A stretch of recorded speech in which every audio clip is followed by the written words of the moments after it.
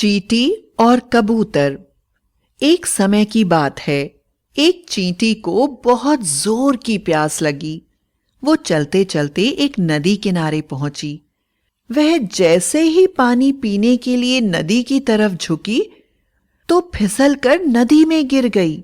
चींटी नदी में बहने लगी। उसी नदी के किनारे एक पेड़ था जिस पर एक कबूतर बैठा हुआ था।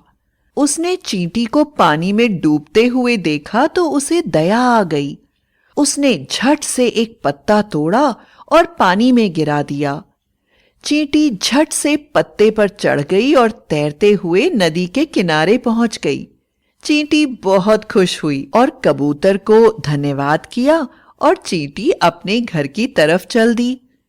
कुछ दिनों बाद जंगल में एक शिकारी आया। उसने कबूतर को पेड़ पर बैठा हुआ देखकर निशाना लगाया। चींटी ने शिकारी को कबूतर पर निशाना लगाते हुए देख लिया।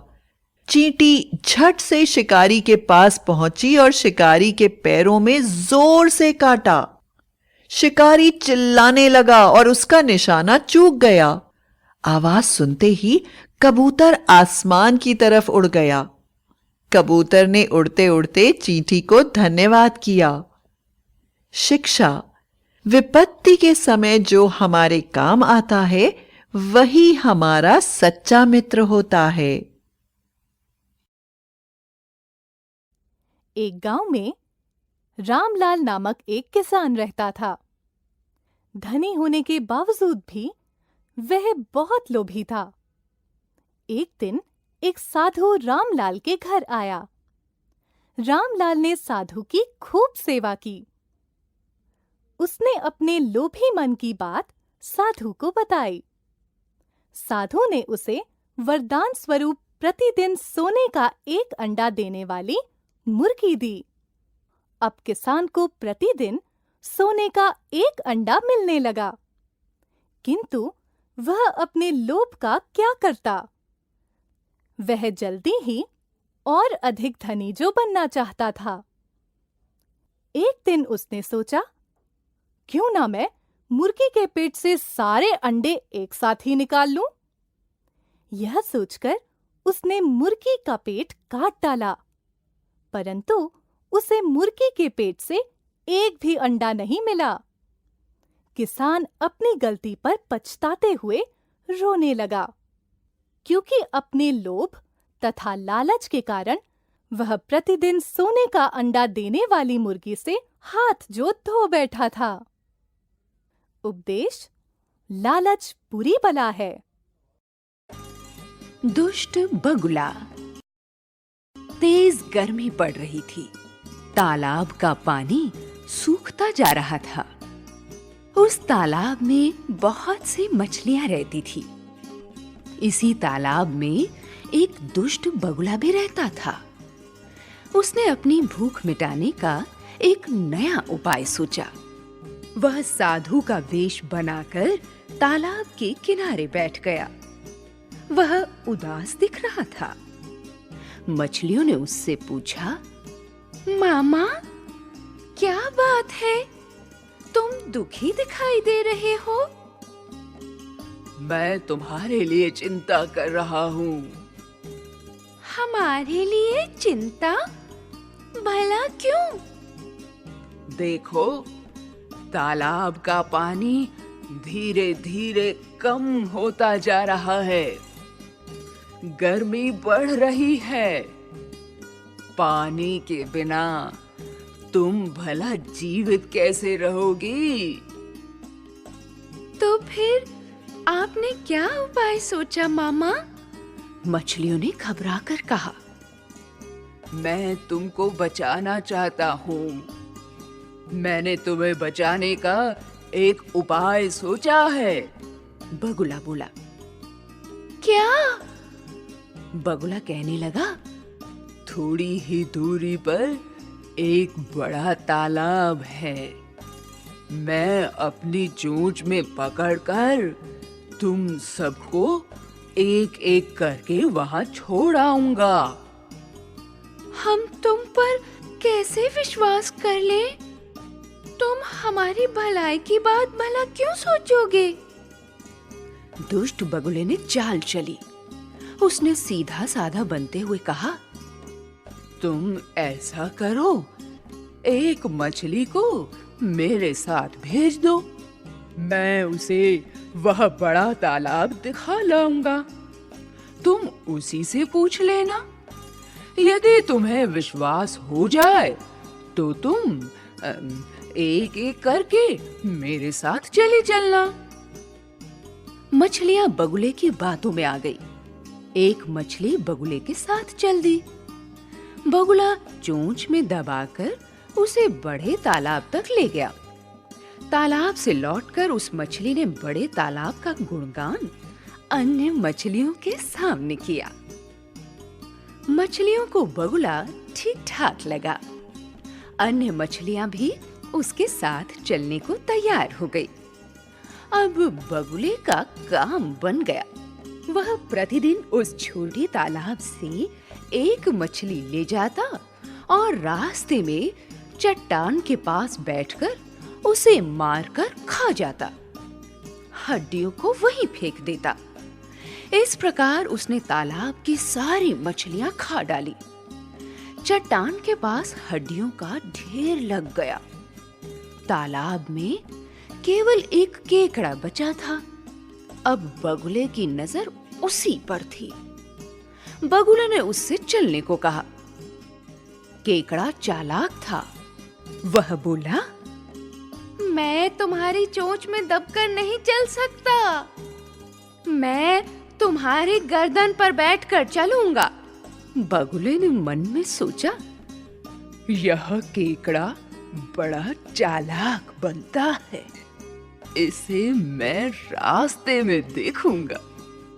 बगुले ने उसकी शर्त मान ली। केकड़ा बगुले की गर्दन पर सवार हो गया। जब बगुला चट्टान के पास पहुंचा, तब केकड़े को हड्डियों का ढेर दिखाई दिया। वह बगुले की चालाकी समझ गया। केकड़े ने बगुले की गर्दन में अपने डंक गड़ाने शुरू कर दिए। बगुला दर्द से चिल्ला उठा। केकड़े ने बगुले की गर्दन को दबाकर सदा के लिए खत्म कर दिया। इस प्रकार दुष्ट बगुले को उसकी करनी की सजा मिल गई। एक गांव में 3 भाई रहते थे, सोहन, मोहन और रोहन। तीनों भाई एक सेठ के यहाँ नौकरी करते थे। एक दिन तीनों भाई घर पर विश्राम कर रहे थे। अचानक दरवाजे पर खटखटाने की आवाज हुई। तीनों भाई बाहर आए। सामने फटे पुराने कपड़ों में एक फकीर खड़ा था। तीनों भाई बोले, बाबा, हम आपकी सेवा में उपस्थित हैं, कृपया घर के अंदर पधारिए। तीनों भाइयों ने फकीर की बहुत सेवा की। फकीर उनकी सेवा से प्रसन्न हो गया। उसने उनको आशीर्वाद दिया और कहा, तुम गरीब और बेसहारा लोगों की मदद करते हो। मैं चाहता हूं कि तुम मेरे साथ चलो। मैं तुम्हें ऐसे काम बताऊंगा कि तुम्हारे सारे दुख दूर हो जाएंगे। तीनों भाई फकीर के साथ चल दिए। चलते चलते वे गांव से दूर निकल गए। अचानक फकीर रुक गया। उसने सोहन से कुछ मांगने को कहा। मौका देखकर सोहन ने झट से कहा, बाबा, मैं बहुत सारी उपजाऊ भूमि चाहता हूँ। मैं उस पर ढेर सारा अन्न उगाना चाहता हूँ। फकीर ने अपनी झोली में से कुछ फूल निकाले और धरती पर बिखेर दिए। देखते ही देखते एक बहुत बड़ा उपजाऊ खेत सामने था। इतना बड़ा खेत काफी होगा? फकीर ने सोहन से पूछा। सोहन का लालच बढ़ गया। वह फकीर से बोला, अगर अच्छी फसल भी होती तो मजा आ जाता। फकीर समझ गया कि सोहन के मन में लालच आ गया है। फिर भी फकीर ने अपनी झोली से मोती निकालकर धरती पर फेंक दिए। देखते देखते गेहूं की फसल उगाई। तीनों भाई इस चमत्कार को देखकर हैरान हो गए। अब तुम इस फसल की कटाई करो और गेहूं बेचकर धन कमाओ। यह कहकर फकीर दोनों भाइयों के साथ आगे चल दिया। कुछ दूर आगे चलने पर उन्हें एक भेड़ दिखाई दी। उस भेड़ को देखते ही मोहन बोला, मैं पशुपालन का धंधा करना चाहता हूँ। मेरी इच्छा है कि मेरे पास बहुत सी भेड़ हो। मोहन का इतना कहना था कि फकीर ने झोली से मोती निकाले और धरती पर फेंक दिए। देखते ही देखते ढेर सारी भेड़ सामने खड़ी हो गईं। अब फकीर और रोहन आगे चल दिए। चलते चलते वे बहुत दूर निकल गए। फिर एक स्थान पर वे रुके। वहां उन्होंने ठंडा मीठा पानी पिया। तभी फकीर ने रोहन से पूछा, बेटा, तुम क्या करना चाहते हो? रोहन बोला, मैं फूल उगाना चाहता हूँ। फकीर ने झोली में से मोती निकाले और उन्हें धरती पर फेंक दिया। देखते ही देखते वहां हरियाली फूटने लगी और पौधे उगाए। फकीर बोला, अब हफ्ते भर में इन पौधों पर फूल खिल जाएंगे। यह कहकर फकीर आगे चल दिया। अगले दिन तीनों भाई इकट्ठे हुए। तीनों भाइयों के मन में लालच बढ़ता ही जा रहा था। अब वे फकीर की झोली को हथियाना चाहते थे। उनका मानना था उस झोली में ऐसे मोती हैं जिनसे मनोकामना पूरी की जा सकती है। अब तीनों भाई फकीर की खोज में जुट गए। फकीर को ढूंढते ढूंढते कई दिन बीत गए। तीनों ने फकीर के मिलने की उम्मीद छोड़ दी। तीनों वापस अपने गांव की ओर चल दिए। गांव पहुंचकर उन्होंने देखा कि ठीक प्रकार से देखभाल न होने के कारण सारी फसल नष्ट हो गई। सभी भेड़ मर गईं और फूल भी सूख गए। अब न तो गेहूं की फसल थी, न ही भेड़ और न ही फूलों के बगीचे। तीनों भाई अपने आप को कोसने लगे, परंतु अब कोसने से कुछ मिलने वाला नहीं था। अगर वे अधिक लालच नहीं करते तो फकीर द्वारा दी गई उपजाऊ भूमि, भेड़ों और फूलों के बगीचे के स्वामी होते। इसीलिए कहा जाता है, जितना मिले उसी में संतोष करो। एक मेमना अपनी नानी के घर जाना चाहता था। नानी के घर जाऊंगा, मोटा होकर आऊंगा। माँ, मेरी नानी कहाँ रहती है? बेटा, तेरी नानी तो दूर जंगल में रहती है। माँ, मैं नानी के घर जाऊंगा। बेटा, जंगल में शेर, चीता और भालू रहते हैं। वे तुझे खा जाएंगे। माँ, तू मुझे एक जादू की ढोलकी में रख देना। वह चलती जाएगी और मैं नानी के घर पहुँच जाऊंगा। ठीक है, मैं जादूगर से ऐसी ढोलक बनवा दूंगी। जादूगर, तू मेरे मेमने के लिए जादू की ढोलकी बना दे। लो, मैंने जादू की ढोलकी बना दी है। जब मेमना बोलेगा, चल मेरी ढोलक चलती चल, तब यह चलती जाएगी। अरे ढोलकी वाले, तू कौन है? मुझे भूख लगी है, मैं तुझे खाऊंगा। मैं मेमना हूँ। अभी मैं छोटा हूँ। नानी के घर से मोटा होकर आऊंगा, तब तुम मुझे खा लेना। हम तुझे खाना चाहते हैं। चल मेरी ढोलक चलते चल, मैं नानी के घर जाता हूँ, मोटा होकर आता हूँ, फिर मुझे खाना। नानी, अब मुझे माँ के पास भेज दो। मेमना, मैंने तेरी ढोलकी पर जादू का डंडा लगवा दिया है। जब कोई जानवर तुझे खाने आए तो बोलना, बज मेरे डंडे, बजता चल, चलता चल, चलता चल। अब तू मोटा होकर आया है, हम तुझे खाएंगे। बज मेरे डंडे, बजता चल, चलता चल, चलता चल। ये कैसा मेमना है? बज मेरे डंडे, बजता चल, लगता चल, चलता चल। चलो भागो। माँ, मैं आ गया। ओहो, मेरा मेमना, तू आ गया। आजा।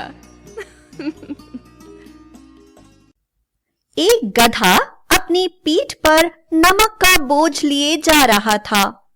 बोझ भारी था और वह बहुत परेशान था। एक दूसरा गधा रुई का बोझ लिए उसी रास्ते से जा रहा था। वह भी बोझ से दबा जा रहा था। रास्ते में एक छोटी सी नदी मिली। नमक के बोझ वाला गधा पानी में कूद गया। नमक पानी में गलकर बह गया। उसका बोझ हल्का हो गया और वह आनंद से चलने लगा। रुई के बोझ वाले गधे ने सोचा कि मैं भी वैसा ही करूं तो मेरा बोझ भी हल्का हो जाएगा। ऐसा सोचकर वह भी पानी में कूद गया। पानी से भीगकर रुई भारी हो गई। गधा पानी से बाहर निकल ही नहीं पाया। वह वहीं डूब गया। सीख: बिना सोचे समझे नकल करने का फल बुरा होता है। अबू खां की बकरी। अल्मोड़ा में एक मियाँ जी रहते थे। नाम था उनका अबू खां। उन्हें बकरियां पालने का बड़ा शौक था। अबू गरीब थे। जब कोई बकरी भाग जाती तो अबू खां सिर पकड़कर बैठ जाते थे। हर बार यही सोचते कि अब से बकरी नहीं पालूंगा। मगर अकेलापन बुरी चीज है। थोड़े दिनों तक तो वे बिना बकरी के रह लेते, फिर कहीं से एक बकरी खरीद लाते। इस बार वे जो बकरी खरीद कर लाए थे वह बहुत सुंदर थी। उसके बाल सफेद थे, काले काले सींग भी बड़े खूबसूरत थे। सीधी इतनी कि चाहे तो कोई बच्चा भी दूध दूह ले। अबू खां ने प्यार से उसका नाम रखा चांदनी। उसके रहने के लिए एक खास जगह बनाई। उसके बीच में वे चांदनी को लंबी रस्सी से बांध कर रखते थे।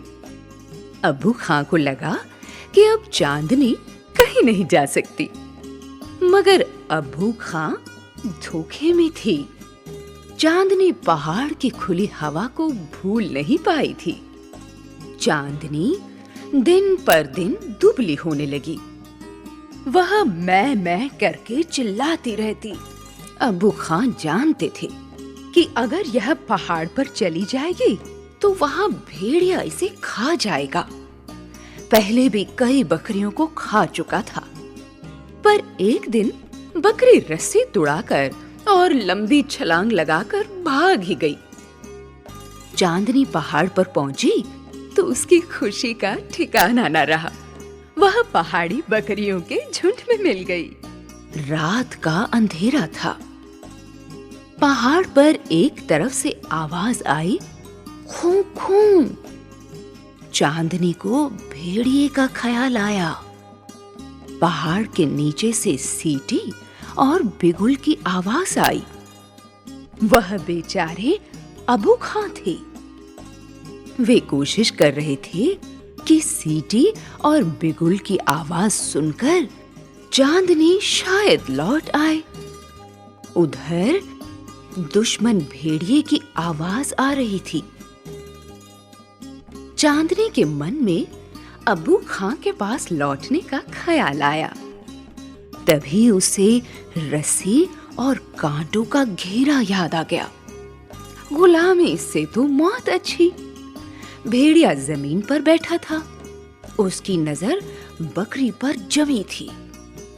पहले तो चांदनी ने सोचा कि क्या लड़ूं, भेड़िया बहुत ताकतवर है, उसके पास नुकीले बड़े बड़े दांत हैं, जीत तो उसकी ही होगी।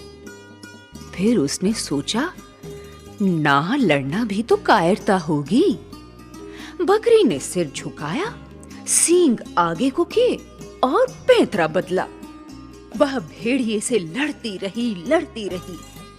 बकरी यह खूब जानती थी कि वह भेड़िए को नहीं मार सकती, लेकिन मुकाबला जरूरी है। बिना लड़े हार मानना कायरता है। चांदनी ने भेड़िए पर एक के बाद एक हमला किया। भेड़िया चकरा गया।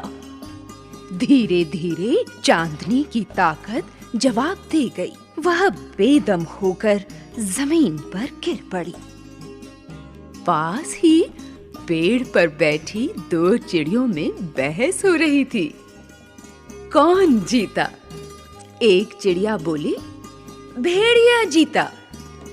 पर एक बूढ़ी चिड़िया ने कहा, चांदनी जीती। अब आप फैसला करो, कौन जीता?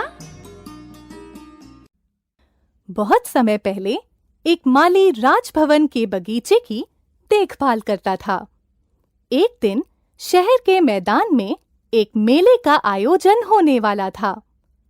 माली की इस मेले में जाने की बहुत इच्छा थी, लेकिन उसे इस बात की चिंता भी थी कि उसके पीछे शाही फुलवारी की देखभाल कौन करेगा। माली ने सोचा, हो सकता है कि पास के पेड़ों पर रहने वाले बंदर मेरी कुछ मदद कर दें।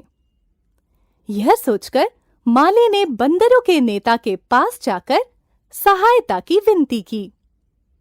बंदर प्रतिदिन माली को पानी देते हुए देखते थे, सो बंदर माली की मदद के लिए तैयार हो गए। दूसरे दिन माली मेला देखने चला गया। बंदरों ने पौधों में पानी देने का निश्चय किया। हमें प्रत्येक पौधे में कितना पानी देना चाहिए?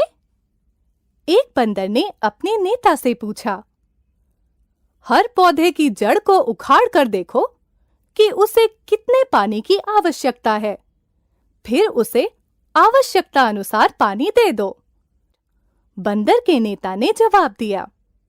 इस तरह बंदरों ने सभी पौधों को उखाड़ कर उनमें पानी दिया। उन्होंने मिट्टी से सारी घास भी उखाड़ डाली। शाम को जब माली बगीचे में पहुंचा तो बंदरों की इस हरकत पर सिर पीट कर रह गया। उपदेश: हमें सोच समझकर दूसरों पर भरोसा करना चाहिए। गर्मियों के दिन थे। सूरज अपनी छटा बिखेर रहा था। सब कुछ सुनहरा और सुंदर दिखलाई पड़ रहा था। टिड्डे ने जी भरकर भोजन किया और प्रसन्न होकर गाना गाने लगा। तभी उसने देखा कि कुछ चींटियां भोजन इकट्ठा कर अपने घर ले जा रही हैं। उसने अपनी दोस्त चींटी से पूछा, तुम लोग कितनी लालची हो?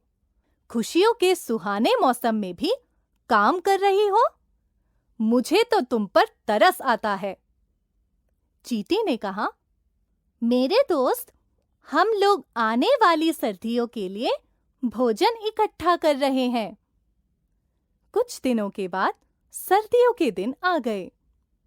भोजन की कमी के कारण टिड्डे को भोजन मिलने में कठिनाई होने लगी। अंत में वह भूखमरी की कगार पर जा पहुंचा। तब थक हार कर वह अपनी दोस्त चींटी के घर पहुंचा तथा उससे कुछ भोजन की मांग की। इस पर चींटी ने कहा, देखा मित्र, तुमने गर्मियों के दिनों को गाने में बिता दिया। अब सर्दियों में नाच करो। चले जाओ, मैं तुम जैसे आलसी को कुछ भी नहीं दे सकती। यह कहकर चींटी ने अपना दरवाजा बंद कर दिया। उपदेश: आलसी दुखी रहते हैं। किसी जंगल में एक बूढ़ा शेर रहता था। अब उसमें इतनी शक्ति नहीं बची थी कि वह अपने भोजन के लिए किसी जानवर का शिकार कर सके। उसने सोचा, यदि ऐसी ही स्थिति रही तो हो ना हो एक दिन मैं भूख से मर जाऊंगा। तभी उसे एक उपाय सूझा। उसने पूरे जंगल में अपनी बीमारी की खबर फैला दी और मांद में लेट गया। अब जंगल का जो भी जानवर उसका हाल चाल पूछने आता, वह उसे खाकर अपनी भूख शांत कर लेता। इस प्रकार एक एक करके जंगल के बहुत सारे जानवर उसका शिकार बनते गए। एक दिन एक लोमड़ी भी शेर का हालचाल जानने पहुंची, परंतु वह बहुत चतुर थी। मांद के बाहर अंदर जाते कई जानवरों के पैरों के चिन्ह देखकर वह धूर्त शेर की नीयत भाप गई। उसने मांद के बाहर से ही शेर को आवाज दी, अब आपकी तबीयत कैसी है वनराज? मेरी स्थिति अच्छी नहीं है बहन, अंदर आओ ना, शेर ने कहा। मैं अवश्य आती महाराज, लेकिन मेरे सामने सभी जानवरों के मांद के अंदर जाने के ही चिन्ह हैं, बाहर आने के नहीं। इसलिए मैं उनकी तरह मरना नहीं चाहती। यह कहकर चतुर लोमड़ी वहां से तेजी से जंगल के अन्य जानवरों को सावधान करने निकल गई। उपदेश: हमें किसी की बातों में नहीं आना चाहिए। कुकड़ू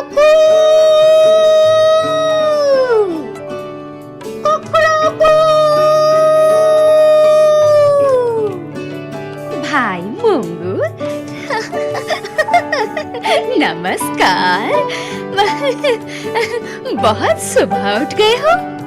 हाँ मासी, मैं तो जल्दी ही उठता हूँ। सबको समय पर जगाना जो होता है। आओ नीचे आओ, मैं तुम्हें अपनी पीठ पर बैठाकर जंगल घुमा दूं। ना ना ना, मैं यही ठीक हूँ, मुझे नहीं जाना। तुम मुझे खा जाओगे। नहीं नहीं, जंगल के राजा ने ढिंढोरा पिटवाया है कि अब कोई किसी को नहीं खाएगा। मैंने तो नहीं सुना। अरे ये कौन भागे आ रहे हैं? शिकारी कुत्ते? मासी, कहाँ चले? अगर कुत्तों ने ढिंढोरा ना सुना हो तो। एक जंगल में एक हाथी रहता था। वह रोज नदी में स्नान करने के लिए जाता था। रास्ते में एक दर्जी की दुकान थी। दर्जी हर रोज हाथी को एक केला खिलाता था। इस तरह से दर्जी और हाथी में गहरी दोस्ती हो गई थी। एक दिन रोज की तरह हाथी नदी में स्नान करने जा रहा था। उस दिन दर्जी किसी काम से बाहर गया हुआ था।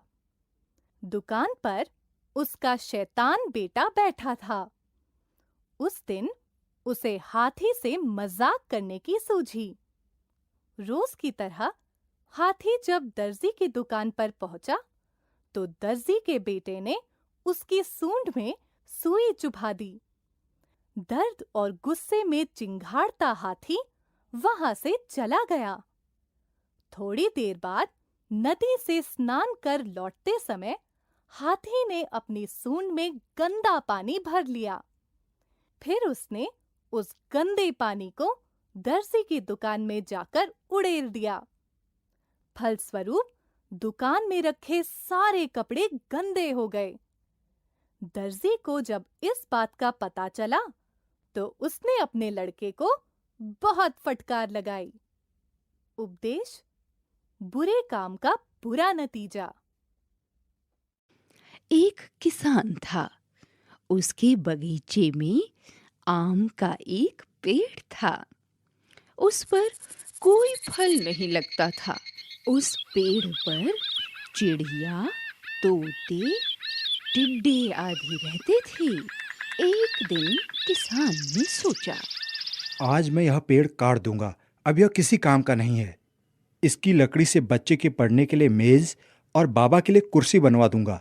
जैसे ही किसान पेड़ के पास गया, उस पेड़ पर रहने वाले जीव जंतुओं ने कहा, किसान किसान, ये पेड़ मत काटो, यह हमारा घर है। नहीं नहीं, मैं तो काटूंगा और आज ही काटूंगा। जैसे ही किसान ने पेड़ काटने के लिए कुल्हाड़ी उठाई, वैसे ही घोंसले में बैठे चिड़ियों के छोटे छोटे बच्चे रोने लगे। किसान को दया आ गई। ये बच्चे तो बहुत प्यारे हैं। मैं पेड़ कैसे काट सकता हूँ? यह पेड़ बहुत से जीवों का घर है। मैं इसे नहीं काट सकता। किसान ने कहा, दोस्तों, मैंने फैसला किया कि मैं यह पेड़ नहीं काटूंगा, बल्कि यहाँ कुछ पेड़ और भी लगाऊंगा। यह सुनकर सभी पक्षी और जानवर खुश हो गए। गिलहरी खुश होकर डालियों पर दौड़ लगाने लगी। चिड़िया ची ची करके शोर मचाने लगी।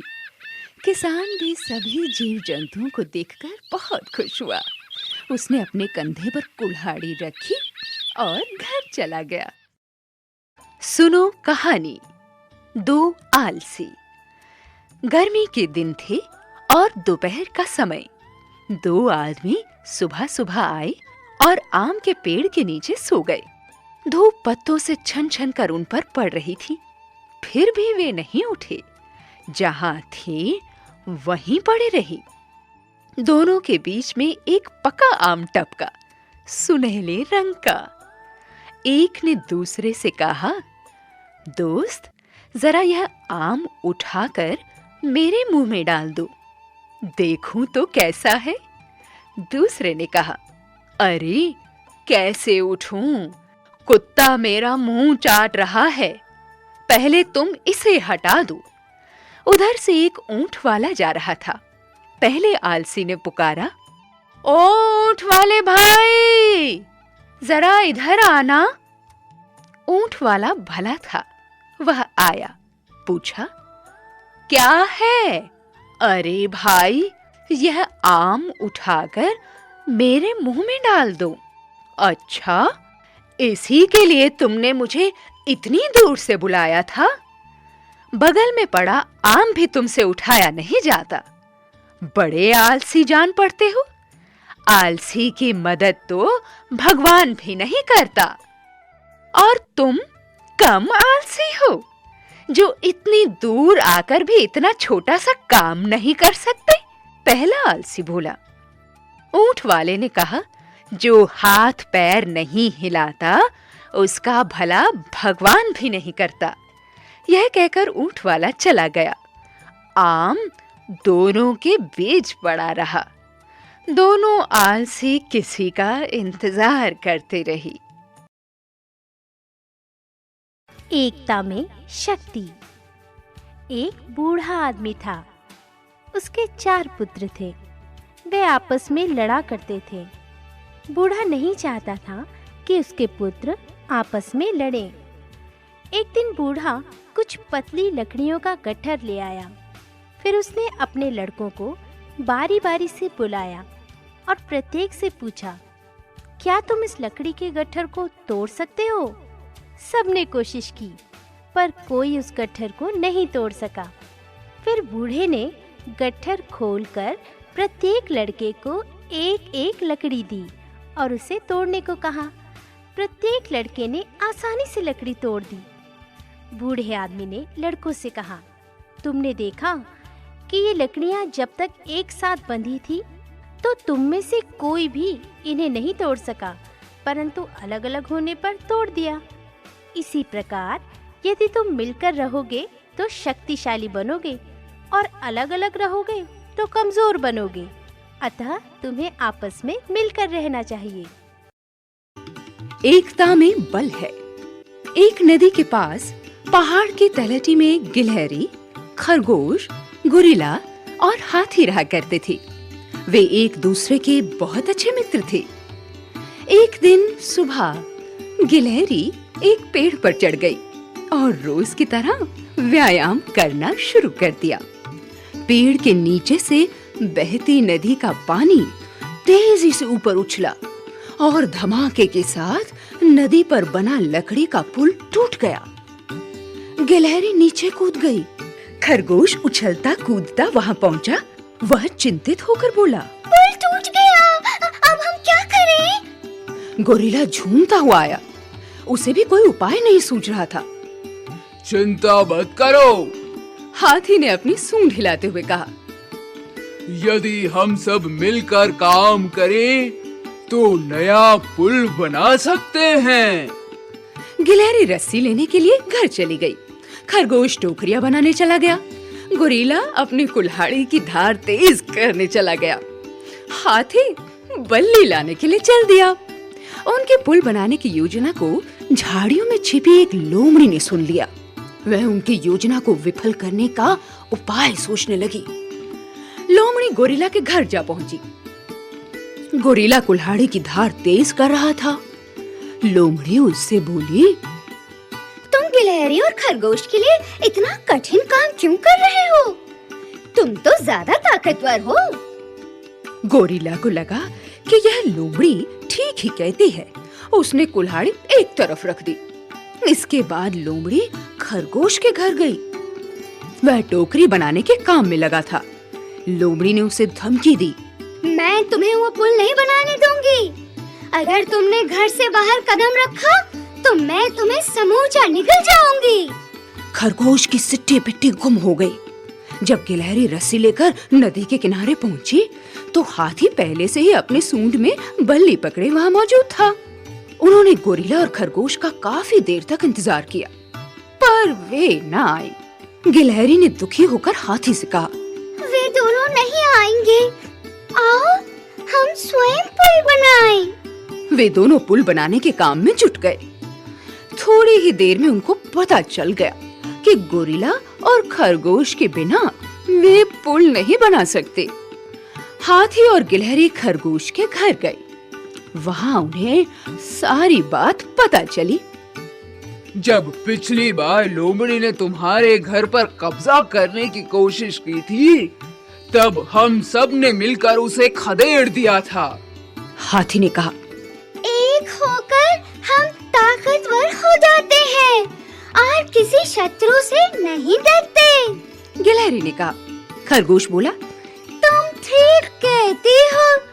हम सब मिलजुल कर पुल बना सकते हैं और लोमड़ी को हरा भी सकते हैं। इसके बाद तीनों गोरिल्ला से मिलने उसके घर गए। हाथी ने रस्सी से एक धागा निकालकर उसके हाथ में पकड़ा दिया, जिसे गोरिल्ला ने आसानी से तोड़ दिया।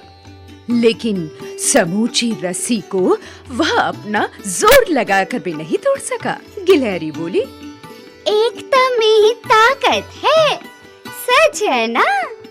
गोरिल्ला ने सिर खुजलाते हुए कहा, मैं तो लोमड़ी के झांसे में आ गया था। फिर चारों दोस्त पुल बनाने के काम में जुट गए। उन्होंने लोमड़ी को फंसाने के लिए नदी के किनारे एक गड्ढा खोदा।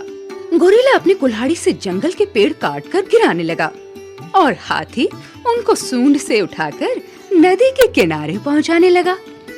गिलहरी बेत के छिलके उतारने में लग गई ताकि खरगोश उनकी टोकरियां बना सके। धीरे धीरे पुल बनने लगा। तभी लोमड़ी दबे पांव वहां आ पहुंची। पुल बनते देखकर वह आग बबूला हो उठी। वह रस्सी को काटने के लिए उछली और गड्ढे में जा गिरी। हाथी गड्ढे के पास आया और उसने लोमड़ी को अपनी सूंड में लपेटकर ऊपर उछाल दिया। वह पानी में डूब मरी। चारों दोस्तों ने मिलकर नया पुल तैयार कर ही दिया। आहा, जरा देखो कितना सुंदर दृश्य है। डूबते सूरज की लाली छाई हुई है और गिलहरी खरगोश, गोरिल्ला तथा हाथी नए पुल को पार कर रहे हैं। एकता जिंदाबाद। जैसे को तैसा। एक समय की बात है कि एक बूढ़ा आदमी किसी गांव में से चला आ रहा था। अचानक उसे किसी के गाने की आवाज सुनाई पड़ी। आवाज एक झोपड़ी में से आ रही थी। गीत की धुन बड़ी मीठी और प्यारी थी। बूढ़ा आदमी काफी देर तक खड़ा-खड़ा सुनता रहा। फिर उसने झोपड़ी के भीतर झांक कर देखा। एक छोटी सी लड़की गा रही थी।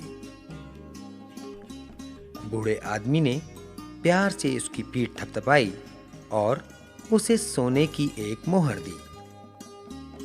लड़की का पिता मोहन पास ही खड़ा था। उसकी बाँछें खिल गईं। उसे स्वप्न में भी ऐसी आशा नहीं थी। उसने झट लड़की से मोहर छीन ली। उधर जैसे ही बूढ़ा आदमी वापस जाने के लिए मुड़ा, मोहन ने चिल्लाकर कहा, अरे ठहरो, जाते कहाँ हो? बकाया तो चुकाते जाओ। बूढ़े आदमी ने मोहन की ओर बड़ी हैरानी से देखा। मोहन बोला, देखो बाबा, मेरी बच्ची के गाने का मजा लेने का मोल बस एक सोने की मोहर नहीं, इसकी 10 मोहरें लगती हैं। 9 मोहरें और निकालो। बूढ़े आदमी को यह समझते देर न लगी कि हो ना हो यह आदमी धूर्त है। पर अनजान बनते हुए उसने कहा, गाने में कोयल को भी मात देने वाली लड़की के भाग्यशाली पिता, मुझे अफसोस है कि इस समय मेरे पास और मोहरें नहीं हैं। कोई बात नहीं, मोहरें नहीं हैं तो अपनी टोपी और सोने की जंजीर देते जाओ, मोहन ने कहा। बूढ़े आदमी ने कहा, हाँ हाँ, टोपी तुम्हारे सिर पर होनी ही चाहिए, जिसमें इतना तेज दिमाग है, और गले में जंजीर भी। लेकिन मेरे भाई, यह टोपी और जंजीर बड़ी घिसी पिटी है। तुम मेरे साथ मेरे घर चलो, मैं तुम्हें टकसाल से अभी अभी निकली नई और खरी सोने की 100 मोहरें दूंगा। और हाँ, जो मुहर मैंने अभी दी है वह भी पुरानी है, थोड़ा खोट भी है उसमें, तुम उसे भी लौटा दो और चलो मेरे साथ। 100 मोहरें? तुम सचमुच कोई भले आदमी हो। मैं तुम्हारे साथ चलने को तैयार हूँ। कितनी दूर है तुम्हारा घर? 1000 कोस हो तो भी मैं 100 मोहरों के लिए वहां तक चल सकता हूँ। मोहन खुशी से पागल हो रहा था। अरे भाई, 1000 कोस की नौबत नहीं आएगी, बस 3 कोस ही चलना होगा, बूढ़े आदमी ने जवाब दिया। मोहन ने बूढ़े आदमी को वह सोने की मुहर लौटा दी और फिर वह उसके पीछे पीछे चलने लगा। मोहन चला जा रहा था। उसके मन में खुशी के लड्डू फूट रहे थे। एकदम उसके मुंह से निकला, बाबा, जानते हो 100 मोहरों से मैं क्या करूंगा? नहीं तो, बूढ़े ने उत्तर दिया। मैं एक महल खड़ा करूंगा, ऐसा शानदार जिसके सामने राजा का महल भी पानी भरे। अच्छा, यह बात है। और मैं राजा से कहूंगा कि वो अपनी बेटी मुझसे ब्याह दे। लेकिन तुम्हारा तो ब्याह हो चुका है, एक बच्ची भी है तुम्हारी। तो क्या हुआ, मैं एक और ब्याह कर लूंगा, लेकिन इस बार तो किसी राजकुमारी को ही वरूंगा। वाह भाई वाह। चलते चलते वे नगर में राजा के महल के पास पहुंच गए थे। बूढ़े आदमी को महल के सिंह द्वार की ओर जाते देख मोहन ने पूछा, तुम उधर क्यों जा रहे हो? यह तो राजा का महल है। हाँ हाँ, यह मेरा ही घर है, बूढ़े ने कहा। मोहन ने चौंक कर ध्यान से बूढ़े की ओर देखा। वह एकदम पहचान गया। बूढ़ा और कोई नहीं, नगरी का राजा ही था। भेष बदला होने के कारण वह पहले नहीं पहचान सका था। मोहन को काटो तो खून नहीं, उसके मुंह से शब्द नहीं निकल रहे थे। यह देखकर राजा ने नम्रता से कहा, गाने में कोयल को भी मात देने वाली लड़की के पिता, तेरी बेटी के गाने से मुझे 2 पल के लिए आनंद आया। इसके बदले में 100 मोहरों का वायदा करके क्या मैंने तुझे घड़ी भर का आनंद नहीं दिया? तुम्हारी बेटी के मीठे कंठ स्वर ने मुझको खुश किया और मेरी मीठी बात ने तुमको। खुशी के बाद तुम्हारे लालच से मुझको निराशा हुई और यह उचित ही है कि तुम्हें भी खुशी के बाद निराशा मिले। अब जाओ, निकल जाओ यहां से। अपना समूह लेकर मोहन को वापस लौटना पड़ा। चले थे छब्बे बनने, दूबे भी न रहे। एक गांव में 4 मूर्ख दोस्त रहते थे। एक दिन उन्होंने शहर जाकर पैसे कमाने की सोची। फिर वे अपनी भैंस को साथ लेकर शहर की ओर निकल पड़े। रास्ते में एक नदी देख उन्होंने तय किया कि 2 लोग भैंस की पूंछ व 2 लोग सींग पकड़कर नदी को पार करेंगे। नदी में पानी कम था, इसलिए उन्होंने आसानी से नदी पार कर ली। नदी के पार पहुंचकर उन चारों ने एक दूसरे को गिनना शुरू किया। 1, 2, 3। वे सोच में पड़ गए, क्योंकि वे चले तो 4 थे, फिर 3 कैसे रह गए? दरअसल गिनने वाला हर बार स्वयं की गिनती नहीं करता था। उन चारों मूर्खों को लगा कि उनका एक दोस्त नदी में डूब गया। यह सोचकर चारों दोस्त जोर-जोर से रोने लगे। वहां से गुजर रहे एक किसान ने उन मूर्ख दोस्तों से रोने का कारण पूछा, तो उन्होंने बताया। किसान समझ गया कि ये चारों महामूर्ख हैं। किसान ने चारों दोस्तों को एक पंक्ति में खड़ा किया और बोला, देखो, मैं तुम्हारे चौथे दोस्त को कैसे ढूंढ निकालता हूं। फिर किसान ने सभी के कंधों पर हाथ रखकर गिनती प्रारंभ की। 1, 2, 3, 4। देखा, तुम चारों दोस्त यहाँ मौजूद हो। कोई नहीं डूबा। यह जानकर चारों मूर्ख दोस्त खुश हो गए। वे हंसी खुशी आगे बढ़ चले। उपदेश: हमें अक्ल से काम लेना चाहिए। मूर्ख कछुआ। एक तालाब में एक कछुआ और 2 हंस रहते थे। वे तीनों बहुत अच्छे मित्र थे। तालाब का पानी धीरे धीरे सूखने लगा था। तीनों किसी दूसरे तालाब में जाकर रहना चाहते थे, परंतु समस्या यह थी कि कछुआ उनके साथ कैसे जाएगा। तभी दोनों हंसों ने एक उपाय सोचा। दोनों हंसों ने एक लकड़ी के टुकड़े को दोनों तरफ से तथा कछुए ने बीच से पकड़ लिया। उड़ने से पहले दोनों हंसों ने कछुए से कहा, तुम बहुत बोलते हो। रास्ते में यदि तुम अपना मुंह खोलोगे तो नीचे गिर जाओगे, इसलिए तुम कुछ मत बोलना। यह कहकर दोनों हंस उड़ने लगे। उड़ते हुए कछुए ने देखा कि कुछ लोग उस पर हंस रहे हैं। वह उन्हें डांट कर सबक सिखाना चाहता था। बिना सोचे समझे उसने जैसे ही बोलने के लिए अपना मुंह खोला, धड़ाम से नीचे गिर पड़ा। नीचे गिरते ही उसकी मृत्यु हो गई। शिक्षा: हमें सोच समझकर काम करना चाहिए। नकलची बंदर। एक समय की बात है, सड़क के किनारे एक वृक्ष पर बहुत से बंदर रहते थे। गर्मी का दिन था।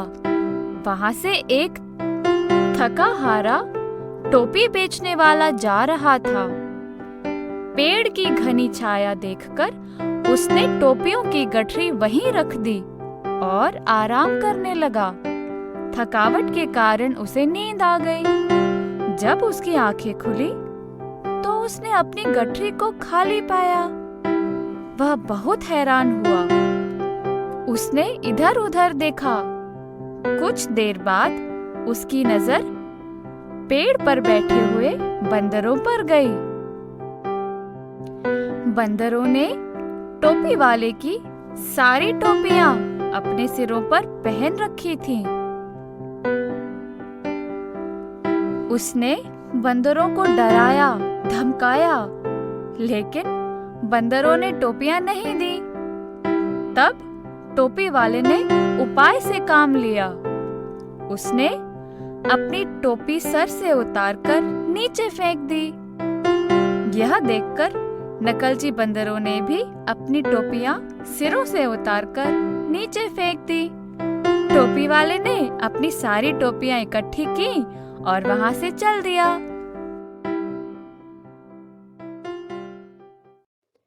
एक दिन विष्णु जी के पास गए नारद जी। पूछा, मृत्यु लोक में वह कौन है पुण्य श्लोक भक्त तुम्हारा प्रधान? विष्णु जी ने कहा, एक सज्जन किसान है प्राणों से प्रियतम, उसकी परीक्षा लूंगा। हंसे विष्णु सुनकर यह, कहा कि ले सकते हो। नारद जी चल दिए। पहुंचे भक्त के यहाँ। देखा, हल जोत कर आया वह दोपहर को। दरवाजे पर पहुंचकर राम जी का नाम लिया। स्नान भोजन करके फिर चला गया काम पर। शाम को आया दरवाजे पर, फिर नाम लिया। प्रातःकाल चलते समय एक मधुर नाम स्मरण किया। बस केवल 3 बार नारद चकरा गए, किंतु भगवान को किसान ही याद आया है। गए विष्णु लोक, बोले भगवान से, देखा किसान को दिन भर में 3 बार नाम उसने लिया है। बोले विष्णु, नारद जी, आवश्यक दूसरा एक काम आया है, तुम्हें छोड़कर कोई नहीं कर सकता। साधारण विषय ये बात को विवाद होगा। तब तक यह आवश्यक कार्य पूरा कीजिए। तेल पूर्ण पात्र यह लेकर प्रदक्षिणा कर आइए भूमंडल की। ध्यान रहे सविशेष एक बूंद भी इससे तेल ना गिरने पाए। लेकर चले नारद जी। आज्ञा पर घृत लक्ष्य, एक बूंद तेल उस पात्र से गिरे नहीं। योगी राज जल्द ही विश्व पर्यटन करके लौटे बैकुंठ को। तेल एक बूंद भी उस पात्र से गिरा नहीं। उल्लास मन में भरा था, ये सोचकर तेल का रहस्य एक अवगत होगा नया। नारद को देखकर विष्णु भगवान ने बैठाया स्नेह से, कहा, यह उत्तर तुम्हारा यहीं आ गया। बतलाओ, पात्र लेकर जाते समय कितनी बार नाम इष्ट का लिया? एक बार भी नहीं। शंकित हृदय से कहा नारद ने विष्णु से, काम तुम्हारा ही था, ध्यान उसी में लगा रहा, नाम फिर क्या लेता? और विष्णु ने कहा, नारद, उस किसान का भी काम मेरा दिया हुआ है। उत्तरदायित्व कई लादे हैं, एक साथ सबको निभाता और काम करता हुआ नाम भी वो लेता है। इसी से है प्रियतम। नारद लज्जित हुए, कहा, यह सत्य है। सारस और लोमड़ी। किसी जंगल में एक सारस और लोमड़ी रहते थे। धीरे धीरे उन दोनों में मित्रता हो गई। लोमड़ी बहुत चालाक थी, पर सारस बहुत सीधा था। एक दिन लोमड़ी ने सारस से कहा, मित्र, कल तुम्हें मेरे घर पर भोजन करना है। सारस ने उसका निमंत्रण स्वीकार कर लिया। अगले दिन सारस लोमड़ी के घर पहुंचा। लोमड़ी ने खीर बनाई थी और उसे 2 फैली थालियों में परोसा था। दोनों मित्र खीर खाने बैठे। लोमड़ी थोड़ी ही देर में खीर चट कर गई, परंतु बेचारा सारस अपनी लंबी चोंच से खीर न खा सका और भूखा ही रह गया। उसने मन ही मन में लोमड़ी से अपने इस अपमान का बदला लेने का निश्चय किया।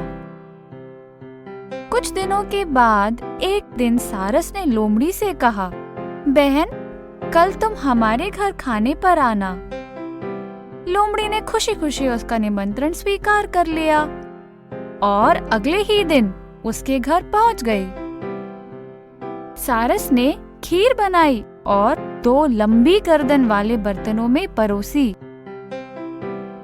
सारस अपनी लंबी चोंच से खीर साफ कर गया, लेकिन लोमड़ी न खा सकी और भूखी रह गई। वह अपने पिछले व्यवहार पर बहुत शर्मिंदा हुई।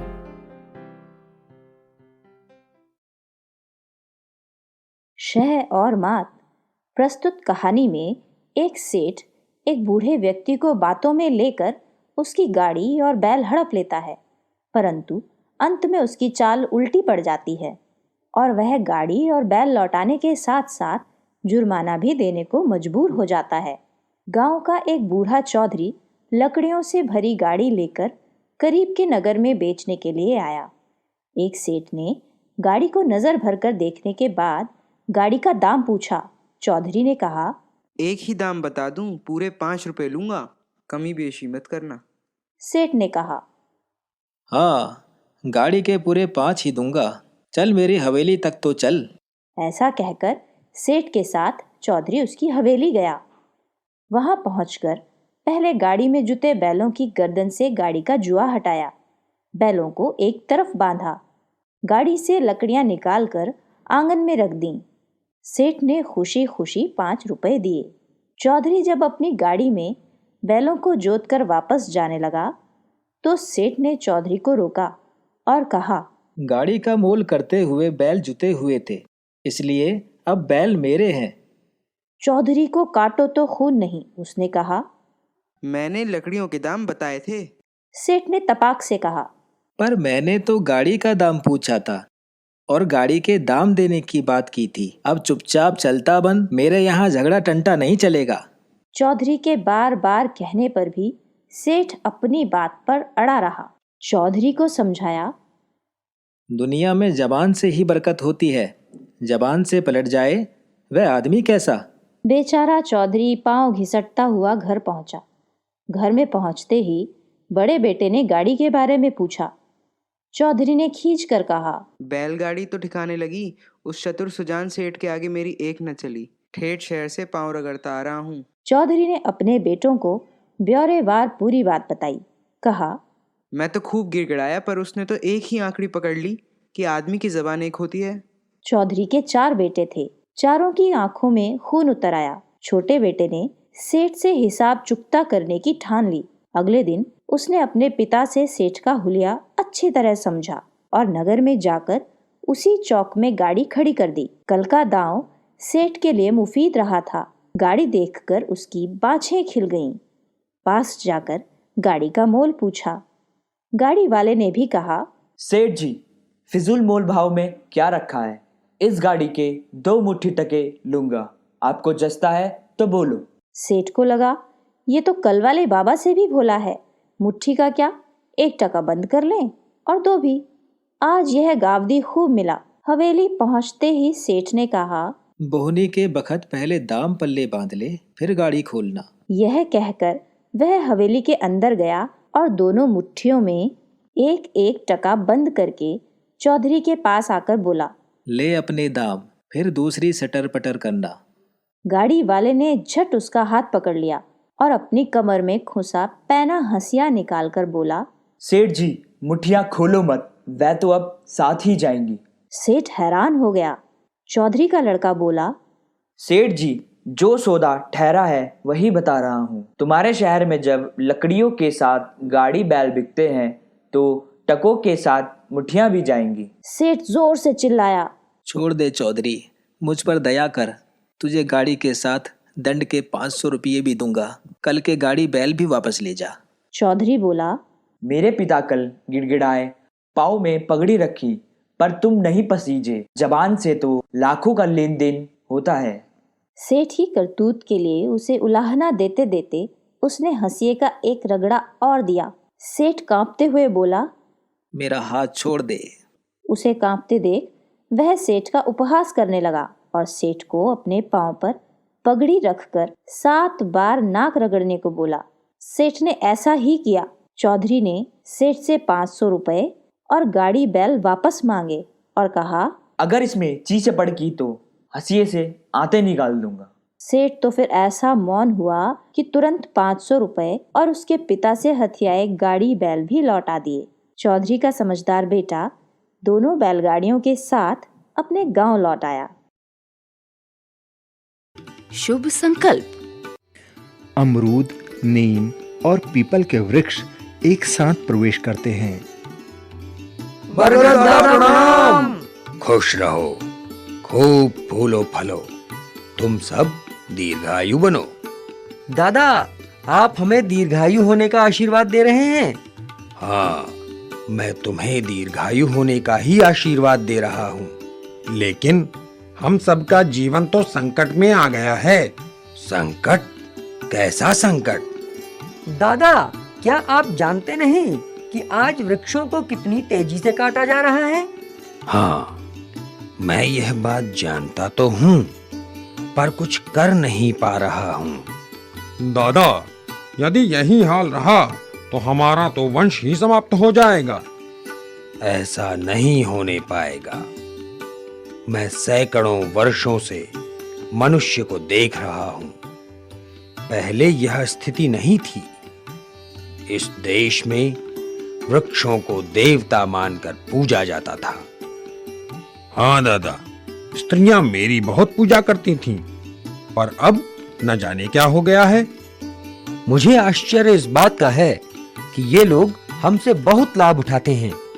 ये मेरी टहनियों से दातून करते हैं, मेरी निम्बोरियों से तेल निकालकर साबुन बनाते हैं, मेरी पत्तियों को सुखाकर कीटनाशक के रूप में प्रयोग करते हैं। मैं तो उन्हें मीठे मीठे फल प्रदान करता हूँ। मेरा भाई आम भी उन्हें रसीले फल देता है। फिर भी ये लोग हमें काटने में क्यों नहीं झिझकते? अरे, हम तो इनके जीवन रक्षक हैं। हम ही इन्हें आश्रय प्रदान करते हैं। तुम सभी की बातों में तुम्हारी चिंता झलकती है। हमें कोई समाधान खोजना चाहिए। तभी बंदर उछलता कूदता वहां आता है। बरगद दादा, मुझे भी रहने को स्थान दो। बंदर बेटे, तुम घबराए हुए क्यों हो? लोग वृक्षों को काटने जा रहे हैं। यदि वृक्ष ही नहीं रहेंगे तो भला हम कहाँ रहेंगे? क्या खाएंगे? कोयल आती है। बरगद दादा, वृक्ष न रहने पर भला मैं कैसे गा पाऊंगी? दादा, आपने देखा मनुष्य ने अपने स्वार्थ के कारण प्राणी जगत में कैसी त्राही त्राही मचा रखी है। प्यारे बच्चों, थोड़ा धैर्य रखो। यदि मनुष्य वृक्षों को इस प्रकार काटता रहा तो एक दिन वह स्वयं बहुत बड़े संकट में फंस जाएगा। वह किस संकट में फंस जाएगा? वृक्षों को अंधाधुंध काटने से उसका पर्यावरण प्रदूषित हो जाएगा। उसे सांस लेने के लिए स्वच्छ वायु तक नहीं मिल पाएगी। तभी 4 बालक धवल, दिव्या, थॉमस और हनीफ प्रवेश करते हैं। उफ, कितनी गर्मी है। धूल और धुएं से मेरा दम घुटा जा रहा है। मैं तो गाड़ियों के शोर और धुएं से परेशान हो गया हूँ। आओ, हम सब इस बरगद की छाया में बैठे। हाँ, यहाँ सचमुच शीतलता है। मुझे ये हरे भरे वृक्ष अच्छे लगते हैं। ये वातावरण को शुद्ध बनाए रखते हैं। हाँ, मेरी दादी जी बताती हैं कि वृक्षों के भी प्राण होते हैं। वे भी सांस लेते हैं। अरे हाँ, प्रसिद्ध वैज्ञानिक जगदीश चंद्र बसु ने तो यह सिद्ध कर दिया था कि वृक्षों में भी जान होती है। फिर कुछ लोग वृक्षों को काटते क्यों हैं? कटते समय वृक्षों को भी दुख होता होगा। बच्चों, मनुष्य अपने तुच्छ स्वार्थ के लिए वृक्षों को काटता है। पर हम उन्हें ऐसा करने से रोकेंगे। तुम भला उन्हें किस प्रकार रोकोगे? हम सब मिलकर उन वृक्षों से चिपक जाएंगे जिन्हें काटे जा रहे होंगे। पर्वतीय क्षेत्रों में एक ऐसा ही आंदोलन चल भी रहा है, चिपको आंदोलन। बच्चों, तुम्हारी बातें सुनकर हम वृक्षों को बड़ा संतोष हुआ है। अब मैं आशा कर सकता हूँ कि नई पीढ़ी वृक्षों के काटने को रोक सकेगी। बच्चों, तुम्हारे संकल्प से हमारे अंदर आशा का संचार हुआ है। अब आप अपना काम शुरू कर दो। आप कतई चिंता न करें, हम अपने संकल्प को जन जन तक पहुंचाएंगे। अब तो बिना अनुमति के वृक्ष काटना कानूनी अपराध है। सभी बच्चे गाते हैं, आओ मिलकर वृक्ष लगाएं, वातावरण में हरियाली लाएं। वृक्ष कटे तो हम कट जाएं, धरती को हम स्वर्ग बनाएं।